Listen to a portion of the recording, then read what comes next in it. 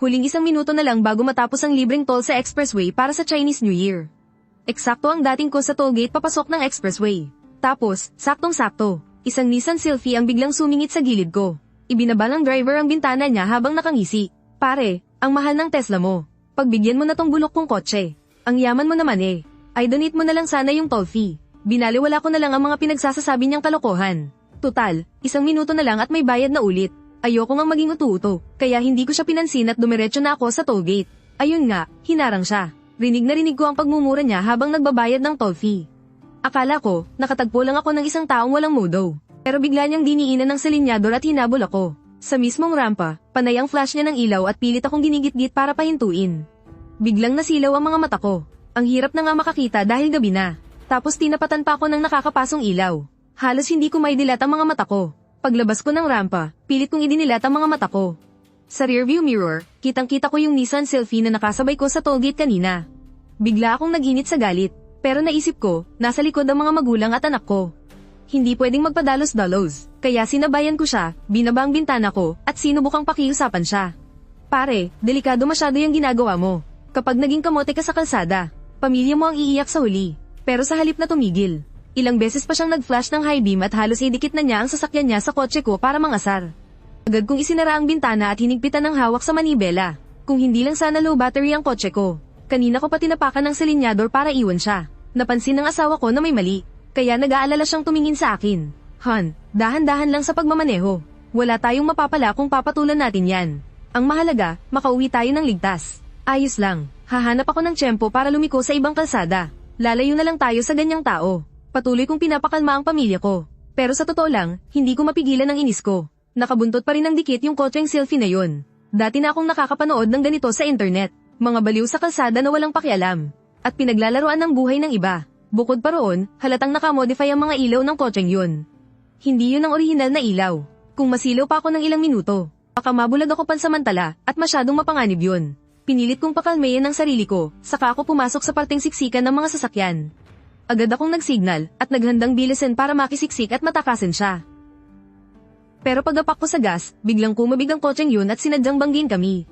Sobrang nagpanik ako, buti na lang, kinabig pabalik ng collision avoidance system ng kotse namin ng manibela.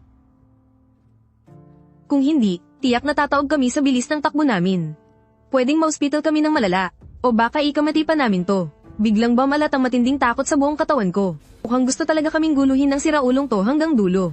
Kaya hinigpitan ko ang hawak ko sa manibela. At hindi na sumubok na takasan siya. Masyadong mabilis at siksikan ng mga sasakyan. Kung basta-basta na lang akong lilipat ng lane, baka maging sanhi pa kami ng karambola. Baka madamay pa ang buong pamilya ko. Kailangan ko lang panatilihin ang takbo habang nag-iisip ng paraan. Makalipas ang ilang segundo, may naisip ako. Lumingon ako sa asawa ko.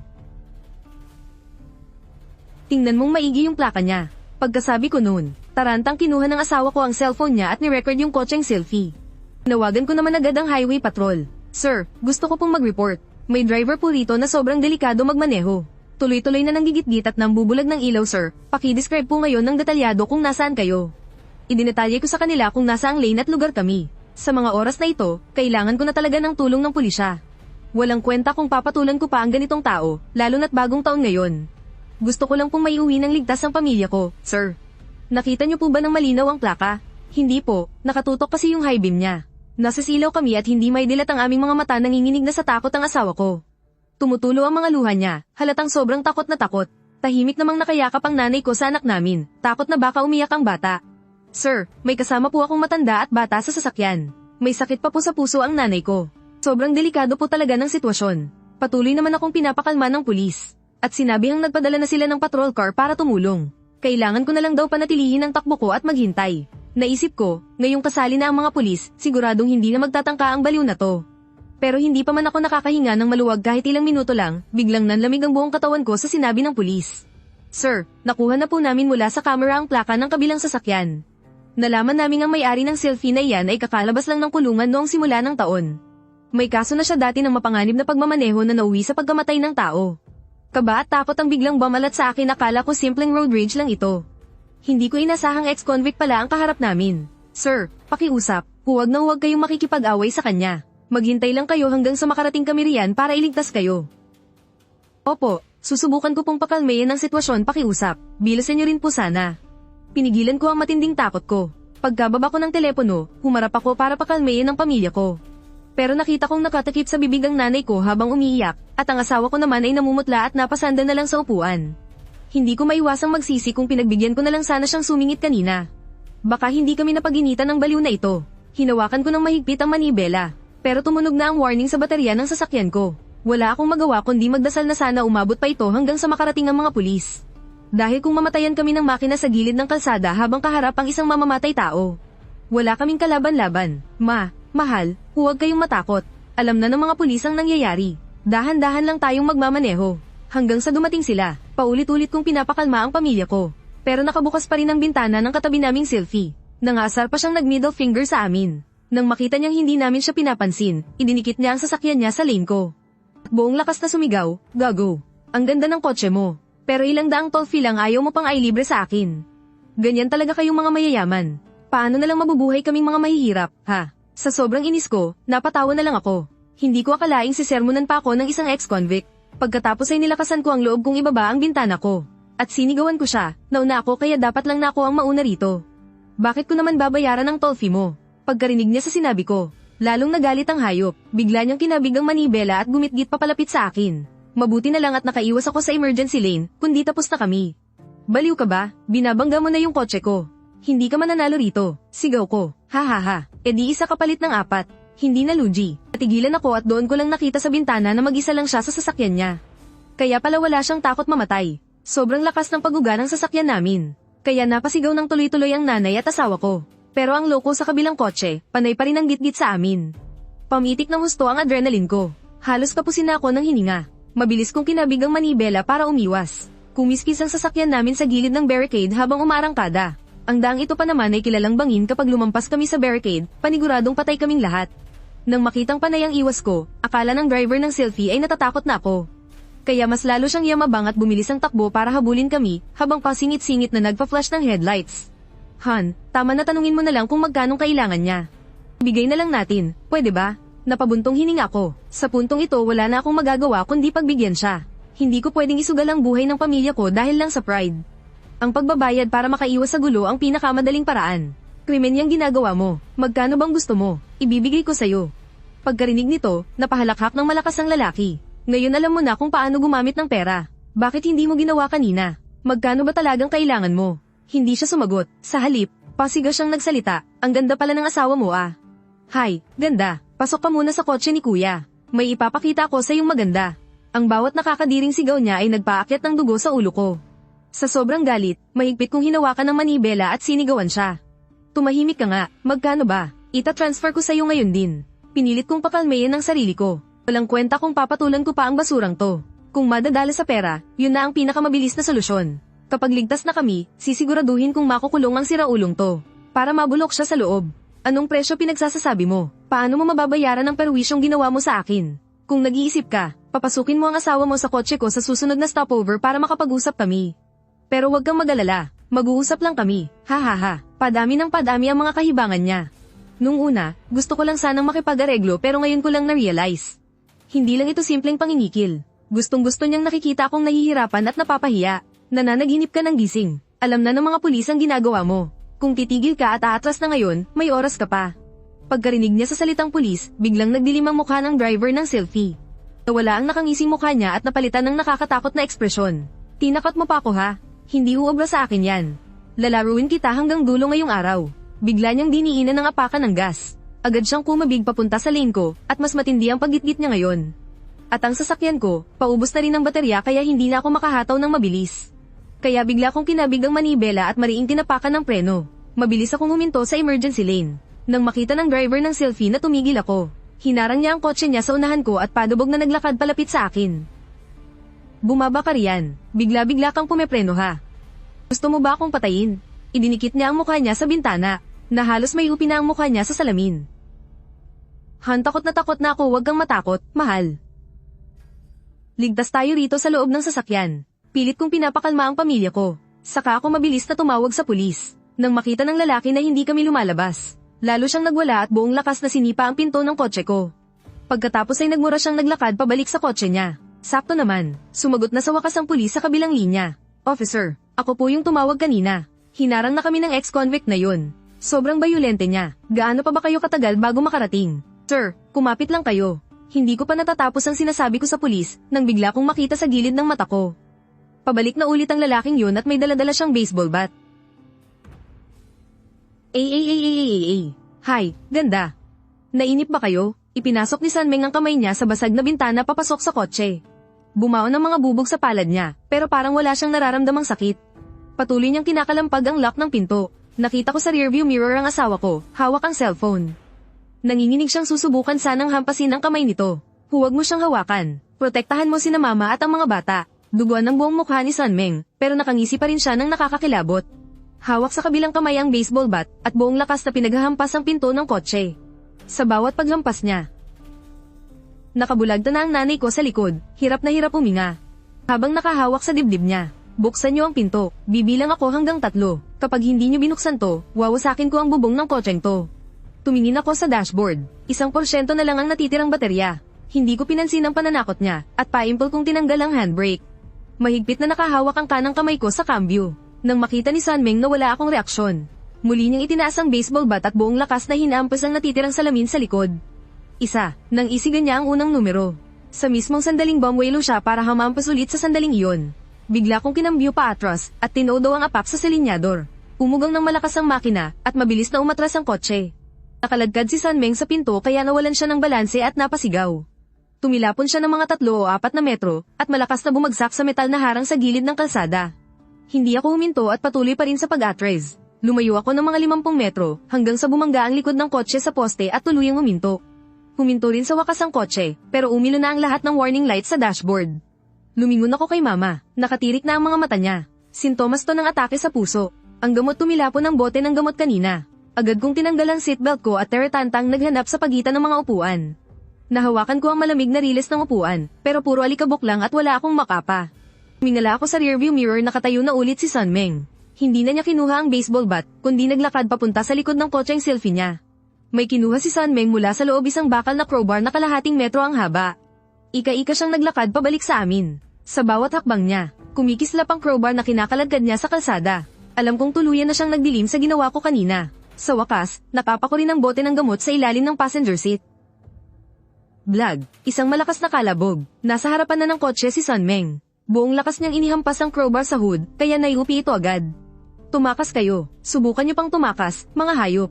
Hindi niya agad binasag ang bintana. Sa halip, isiningit niya ang crowbar sa siwang ng pinto ko sa driver's seat at itinukod ang 2 paa sa kotse. Pilit niyang binabaklas ang pinto gamit ang buong lakas niya. Umalingaw-ngaw ang tunog ng nasisirang bakal sa tahimik na kalsada. Nagsimula ng may upi ang itaas ng pinto, at pumasok na ang malamig na hangin mula sa siwang. Iniabot ko sa asawa ko ang bote at sinabi ang painumin na agad ng gamot si mama. Kasya na ang isang kamay sa puwang ng pinto nakadikit ng maigi ang mukha ni Sanmeng sa siwang. Ramdam ko sa mukha ko ang amoy ng usok at dugo sa pilitan kong ikinambyo pa abante ang sasakyan. Umilo ang babala sa dashboard na mahina na ang makina pero wala akong pakialam, idiniin ko ng husto ang silinyador. Parang naghihingalong sundalo na gumapang paabante ang kotse. Bahagyang nawalan ng balanse si Sanmeng. Pero handa na siya ngayon, mabilis siyang tumalon pabalik sa loob ng kotse niyang selfie. Umatungal ang makina niya at humabol sa amin. Hindi siya agad nag-overtake, kundi patuloy niyang binabangga ang likuran ng kotse ko. Kahit mabigat ang Tesla, wala ng kuryente ang motor kaya wala na itong sapat na hatak sumuray-suray sa kalsada ang sasakyan. Umaragasa ang matinis na ugong ng mga gulong. Papatayin ko kayong lahat ngayon. Bumarurot siya sa tagiliran ko, at biglang kinabig ang manibela. Gusto niya akong ipitin papunta sa rehas ng bangin sa kanan. Mahigpit na mahigpit ang hawak ko sa manibela. Ginamit ko ang natitirang hatak at pamreno muntik-muntikan ko nang maiwasan ang banggaan na yon. Tunog ng pagdial ng telepono. Hello. Pulis ba to? Nandito kami sa may bangin sa bundok, may nagtatangkang pumatay sa amin. Bali si Euro. Hindi ko pa natatapos ang sinasabi ko. Tuluyan nang nawala ang signal. Bumangga ulit sa amin ang selfie. Napakalakas ng pagbangga niya ngayon. Diretsong umikot ng kalahati ang Tesla ko. Naipit ng maigi ang nguso ng sasakyan sa rehas. Tuluyan nang namatay ang makina at biglang namatay rin ang screen sa dashboard. Pinatay ni Sanmeng ang makina niya, binuksan ng pinto at dahan-dahang bumaba. May bitbit siyang tubo sa isang kamay at sa kabila, may hawak pa siyang 1 galon ng reserbang gasolina. Hindi siya nagmamadali bawat hakbang niya, parang binibilang ang natitirang oras ng buhay namin. Hindi ko mabuksan ang pinto. Wala akong nagawa kundi ang gumapang palabas sa basag na bintana sa likuran. Mahigpit ang hawak ko sa fire extinguisher ng sasakyan at hamarang ako sa tapat ng pinto. Sanmeng, kung pera lang ang gusto mo, may pera ako sa bag. Pati tong kotse, kunin mo na. 5 taon akong nabulok sa kulungan. Paglabas ko, sumama na sa iba ang asawa ko ang nanay ko, namatay sa ospital. Wala na akong pakialam sa pera nyo. Ang gusto ko ang buhay ng mga taong katulad nyo. Binuksan niya ang galon at ibinuhos ang madilaw-dilaw na gasolina mula sa bubong ng kotse pababa. Ang matapang na amoy ng gasolina ang nangibabaw sa malamig na hangin ng bundok at pumasok ng husto sa ilong ko. Baliw ka na ba? May bata sa loob. Mabilis kong pinindot ang fire extinguisher. Bumulwak ang makapal at puting powder at agad na tinakpan ng paningin niya. Nabulunan si Sunmeng kaya napatras siya, iwinasiwas niya ang bakal na hawak niya ng walang direksyon. Sinamantala ko ang pagkakataon at sumugod buong lakas kong inihampas ang fire extinguisher mismo sa tuhod niya. Napadaing siya at napaluhod sa sahig, pero napakabilis pa rin ang reaksyon niya. Sinalad niya ako at hinampas ang baywang ko. Pakiramdam ko parang naputol ang gulugod ko.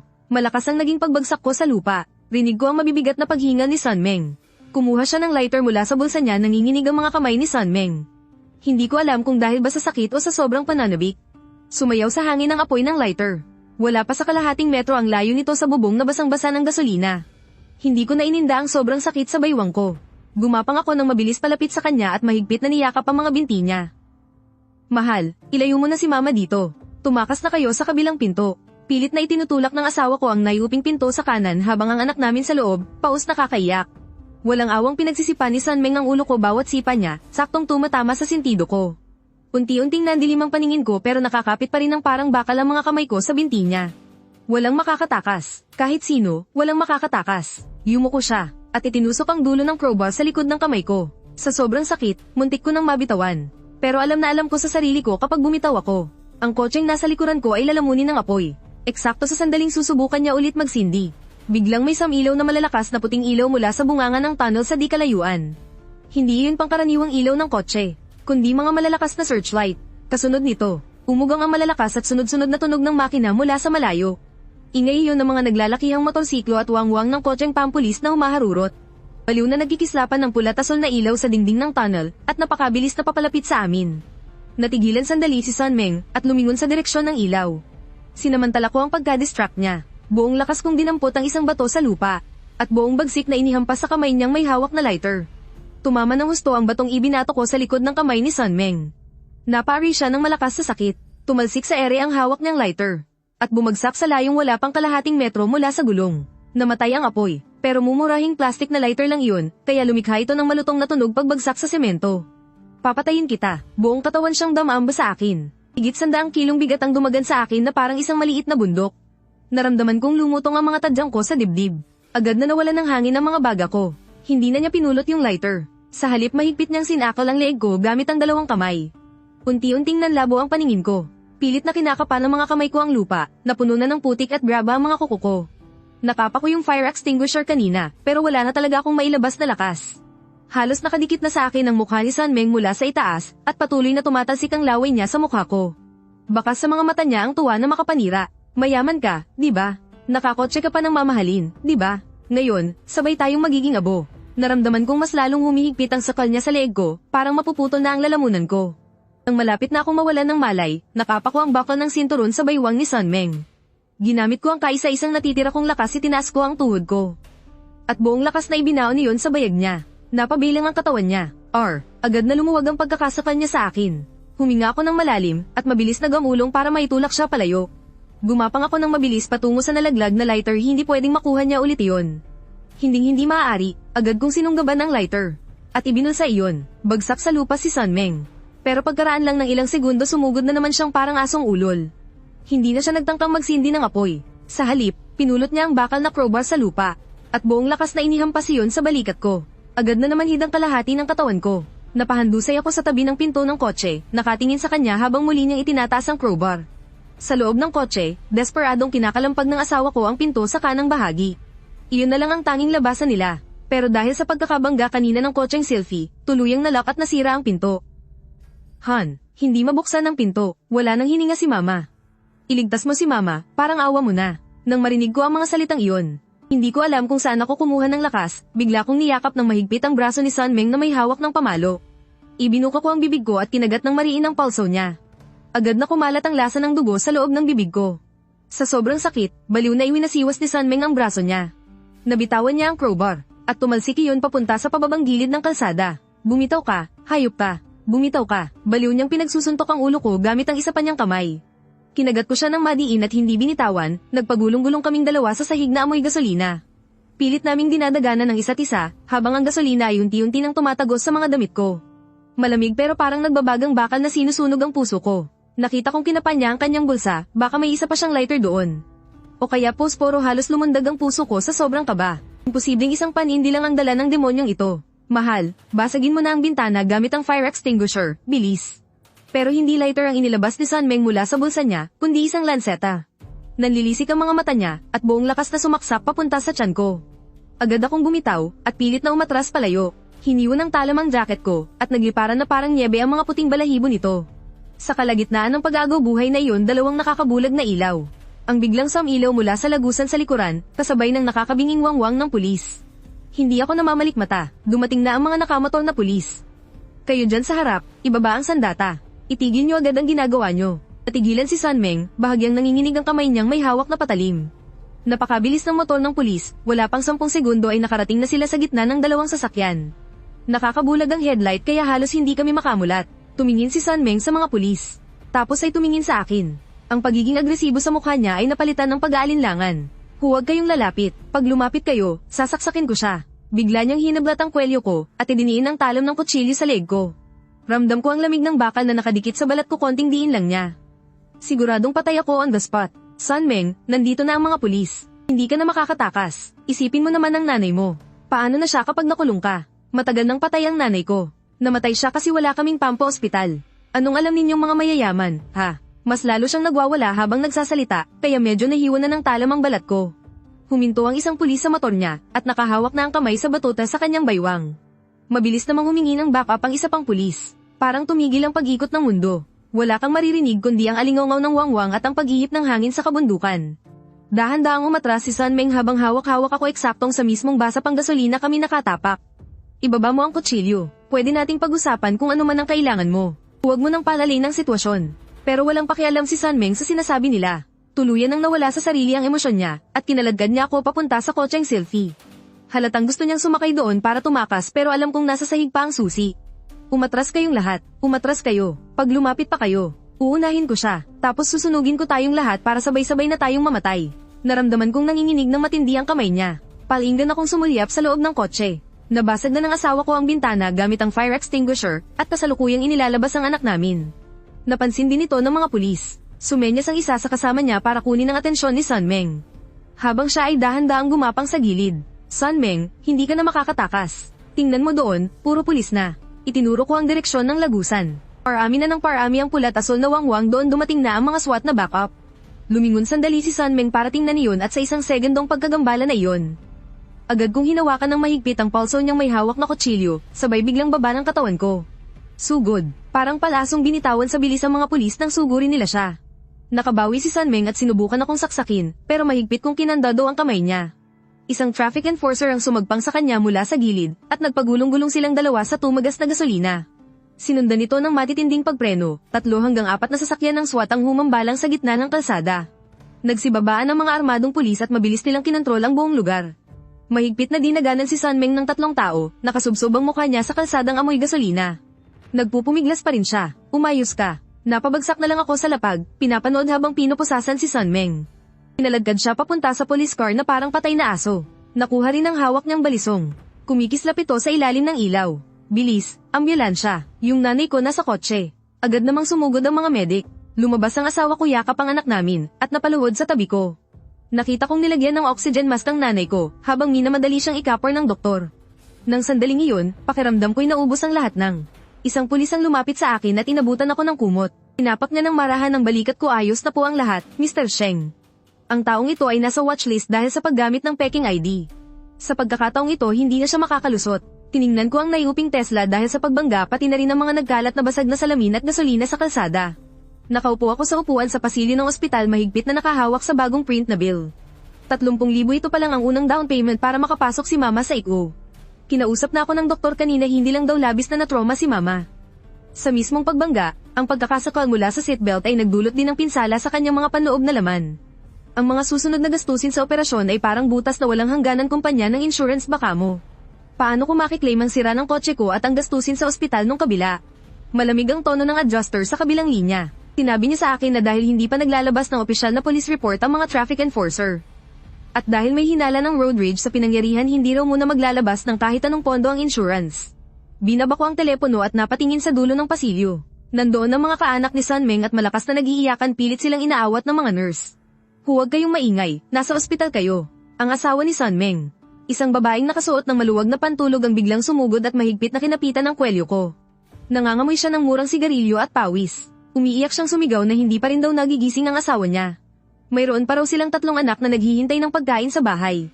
Tinawag pa niya akong mayaman at mapang-api dahil naka-luxury car ako. Ginigipit ko raw ang mga inosenteng tao. Magbayad ka, tingnan mo ang ginawa mo sa asawa ko. Kailangan mong magbayad. Malakas ko siyang itinulak palayo. Alam na alam ko sa sarili ko ang aksidenteng nangyari kagabi. Ang aksidente kagabi nangyari lang iyon dahil nagwala at nawala ng kontrol si Sunmeng sa highway. Nangyari lang lahat dahil nawalan ng kontrol sa sarili si Sunmeng sa highway para lang maka-overtake, paulit-ulit niyang ginitgit ang kotse ko.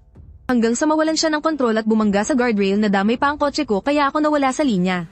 Pero sa aspetong legal, sobrang komplikado ng sitwasyon. Kung walang kumpletong CCTV footage, mahihirapan akong patunayan na biktima lang ako sa nangyari. Kaya nagpunta ako sa istasyon ng traffic police para tingnan sana ang mga gamit na narecover mula sa aksidente. Nilapag ng pulis na may hawak ng kaso ang isang transparent na plastic bag sa mesa. Nasa loob noon ng dashcam ko, sunog na ang labas nito.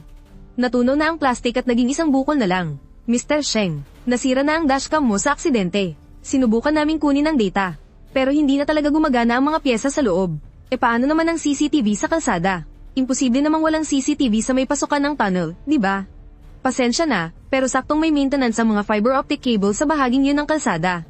Wala talagang nakuha yung CCTV sa lugar na yun kagabi. Ang sitwasyon ngayon, sobrang dehado ka sa testimonya ng mga nakakita mula sa kotseng nasa likuran. Pagbalik ko sa opisina, tambak ng mga papeles ang mesa ko. Kumatok ang finance manager namin at pumasok. Bakas ang pag-aalala sa mukha niya. Sinabi niya sa akin, dahil daw nasangkot ako sa malalang aksidenteng to, at nakunan pa ng media yung nangyari. Nagpadala na ng sulat yung legal team ng mga business partners natin. Gusto nilang imbestigahan kung makakasira ba sa pangalan ng kumpanya yung nangyari sa akin. Boss Sheng, lumalaki na ang isyong to. Kumakalat na sa mga video apps, nagangas daw ang Tesla sa highway kaya may malubhang nasugatan. Fake news yan. Siya yung bumangga sa akin. Pinuksan ko ang cellphone ko, at nakita kong nagte-trending na sa social media. May kumakalat nga na isang malabong video. Kuha iyon mula sa malayo. 2 ilaw ng sasakyan lang ang makikita na nagkagitgitan sa highway, at pagkatapos, sumiklab na ang apoy. Walang tigil ang mga keyboard warriors sa comment section. Wala silang pakialam sa totoong nangyari. Ang tanging nakikita lang nila, mayaman na naka-sports car laban sa isang kawawa. Nakakapanghina talaga. Nakatubo pa ang nanay ko sa ospital, tapos dito naman sa kumpanya, nasa siren na ang pangalan namin. Tiningnan ko yung mga contacts ko. Balak ko sanang tawagan ng ilang malalapit na kliyente para magpaliwanag. Pero puro busy ang linya, at yung mga sumagot naman, halatang umiiwas. Ganyan talaga ang buhay. Kapag nasa itaas ka, ang dami mong kaibigan. Pero kapag bumagsak ka, lahat sila takot madamay. Napasandal na lang ako sa upuan ko. Walang sabuatan dito. Isa lang itong karaniwang tao na bumigay dahil sa tindi ng problema. Tirang-sira na ang bait nitong si Sunmeng. Kaya siya nagmaneho na parang gusto na niyang magpakamatay. At ako malapit na ring sumabog. Pagbalik ko sa ospital, may naabutan akong mga lalaking nakasuot sa labas ng kwarto. Hindi sila nandun para manggulo. Mga abogado pala sila na kinuha ni Sunmeng. Inayos ng pinuno nila yung salamin niya. Saka inabot sa akin ng isang draft ng civil case. Mr. Sheng, comatose pa rin ngayon si Mr. Sunmeng. At handa na ang pamilya niya na kasuhan ka. Binilisan ko lang ang takbo para iwasan siyang banggin ako. Kailangan ng ebidensya para dyan. Kapag kulang ang ebidensya mo, ayon sa batas trapiko. Dahil ikaw ang dapat na umiwas, ikaw ang sisigat sa malaking danyos. Kahit pa hindi naman ganoon kalaki sa akin ng 2 milyong piso, sapat na yun para maubos ang umiikot kong pondo. Tapos kailangan ko pa ng malaking pera para sa paggaling ng nanay ko. Tiningnan ko yung isinampang kaso. Hindi ko mapigil ang manginig. Hindi ito isang maaksyong pelikula, kundi isang mabagal at nakakamatay na kalbaryo sa totoong buhay. Dahil ikaw ang dapat na umiwas. Ikaw ang mananagot sa malaking danyos perwisyo. 2 milyon ang hinihingi ng pamilya Sun. Kasama na riyan ang bayad sa ospital, na walang sweldo, at danyo sa pinsala. Paano kung hindi ako pumayag? E di magkita na lang tayo sa korte. Isa pa, nakikipag-ugnayan na sa media ang pamilya ni Sun para palakihin pa lalo ang isyong ito. Mr. Sheng, kagalang-galang kang tao. Alam mo naman siguro kung anong mangyayari kapag nasira ang pangalan mo. Lumingon ako. Nakita ko ang asawa ni Sunmeng na nakasilip sa may pasilyo. Walang lungkot sa mga mata niya, kundi nakakasukang kasakiman. Parehas sila ni Sunmeng. Ginagamit nila ang trahedyang ito para makaahon sa hirap. Hindi na ako umuwi. Sa halip, nagmaneho ako pabalik doon sa mismong intersection kung saan nangyari ang sakuna. Tumila na ang ulan, pero bakas pa rin sa kalsada ang mga sunog na gulong. At mga nagkalat na piraso ng plastik. May hawak akong isang salansan ng mga nakaprint na flyer. Sa exit ng tollgate, isa-isa kong tinatanong. Ang mga nakaparadang truck driver na nagpapahinga. Manong, dumaan po ba kayo sa tunnel na yun kagabi bandang alas 11? May nakita po ba kayong itim na Tesla na ginigit-git ng isang selfie? Karamihan sa mga driver ay umiling. May ilan pa nga na tinamad man lang ibaba ang bintana ng sasakyan nila. Namamanhid na ang mga binti ko sa kalalakad at puro putik na ang sapatos kong balat. Nang malapit na akong sumuko, isang veteranong driver na nagbubuhos ng tubig para palamigin ang mga gulong niya. Ang tumawag sa akin, "Bata, nandoon ako kagabi, baka may nahagip yung dashcam ko." Tumakbo ko palapit sa kanya na parang nakakita ng pag-asa. Pinapasok ako ng matanda sa loob ng truck. Pinlay niya ang video kagabi. Kahit na medyo malayo, malinaw pa rin nahagip ng camera kung paano ang selfie ni Son. Biglang nagpajiwang-jewang sa maluwag na kalsada at kung paano ito baliw na sumingit sa lane ko. Pati na rin ang huli at nakamamatay nitong pagliko. "Manong, nakikiusap po ako, pwede bang humingi ng kopya ng video na to?" Napabuntong hininga ang matandang driver. Sinabi niya na driver din siya, at pinakagalit siya sa mga ganyang klaseng kaskasero na walang pakialam sa buhay. Hinugot niya ang memory card at iniabot sa akin. Habang hawak ko ang maliit na card na yon, muntik nang tumulo ang mga luha ko. Walang sabuatan, wala ring plot twist, ito na ang mismong katotohanan. Dahil sawi sa buhay, naghanap si Son ng pagbubuntungan ng galit sa kalsada. Nasa huli ay nakapahamak sa iba at sa sarili niya. Ngayon, hayaan nating batas ang umusga. Nakatayo ako sa pasilyo, nakatitig sa pinto ng Forensics Department. Sa loob, ginagawa na nila ang napakahalagang pagsusuri sa video. Ang memory card ng dashcam na binigay ng matandang driver ay naibigay ko na sa mga pulis. 2 buong oras akong naghintay doon. Puno na ng upos ng yosi ang ashtray. Sa wakas, bumukas ang pinto. Isang pulis na naka-white gloves ang lumabas na may dalang dokumento. Tinenyasan niya akong pumasok. "Mr. Sheng, lumabas na po ang resulta ng video analysis. Sa pamamagitan ng frame-by-frame na pagsusuri sa dashcam video ng truck sa likuran, na sinabayan ng physical measurements ng mga skid marks sa kalsada, mayroon na kaming conclusion." Ano po ang resulta? Ayon sa video, ng alas 11:14 ng gabi, ang itim na selfie ay biglang nagpreno ng 3 beses ng walang dahilan, kahit walang sasakyan o sagabal sa unahan nito. Ang ganitong gawain, sa mata ng batas, ay itinuturing na sinadyang mapanganib na pagmamaneho. Bukod doon, sinuri din namin ang brake fluid at kung gaano nakapudpod ang mga gulong sa sasakyan ni Son Meng. Hindi talaga ligtas na idaan sa highway ang sasakyang yun. Nilaipat ng pulis ang dokumento sa huling pahina nito. Nakatatak doon ang isang malinaw na pulang selyo. Ibig sabihin, basag na basag ang palusot ni Son Meng na umiiwas lang daw siya sa isang sagabal.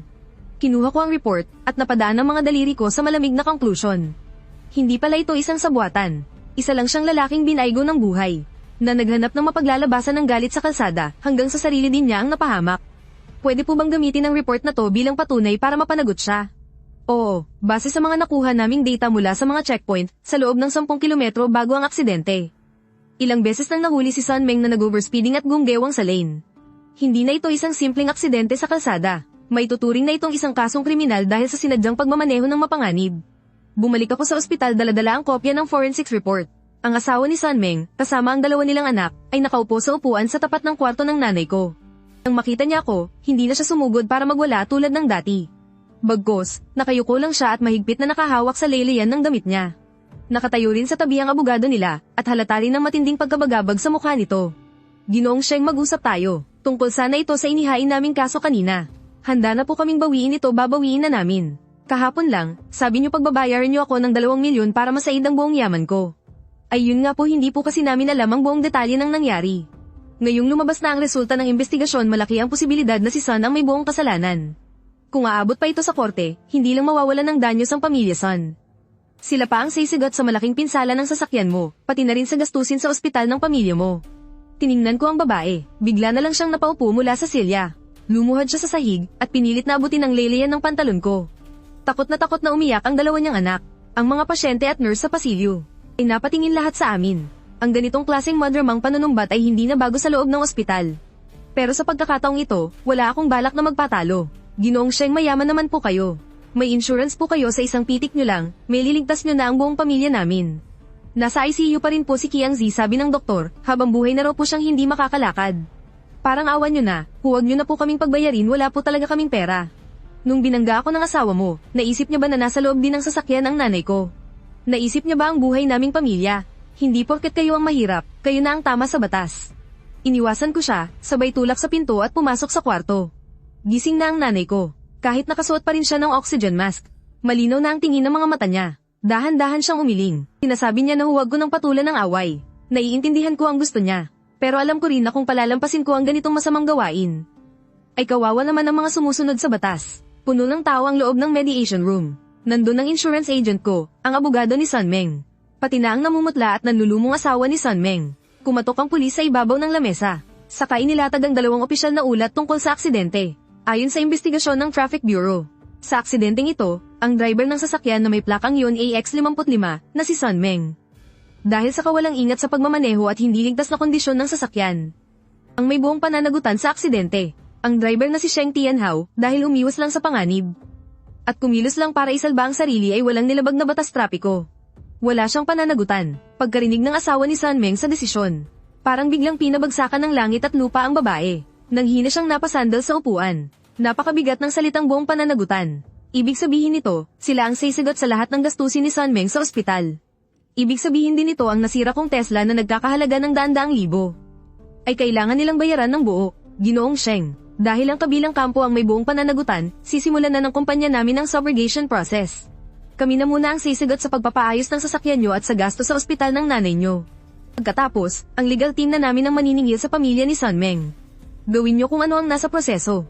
At pinirmahan ko na ang mga papeles. Napabuntong hininga na lang ang abogado ni Sun Meng at niligpit ang kanyang mga papeles. Alam niyang wala nang patutunguhan ng kasong ito, hindi lang nawala ng hustisya ang pamilya Sun. Nawala rin ang kasiguruhan ng buhay nila sa susunod na ilang dekada paglabas ko ng mediation room. Tiningnan ko ang walang patid na pagdaan ng mga sasakyan sa labas ng bintana, lahat ay nagkukumawag para mabuhay. Pero kapag nawalan ka na ng prinsipyo, ang pagkayod na ito ay magiging pagbagsak. Pagbalik ko sa opisina, pinulong ko agad ang legal at audit departments. Nakaupo si Wang Wei sa dulo ng conference table. Ang mamahaling suit niya ay medyo gusot na ngayon, kanina pa niya iniiwasan ng tingin ko. Pero padubog kong ibinagsak sa gitna ng mesa ang report ng traffic police.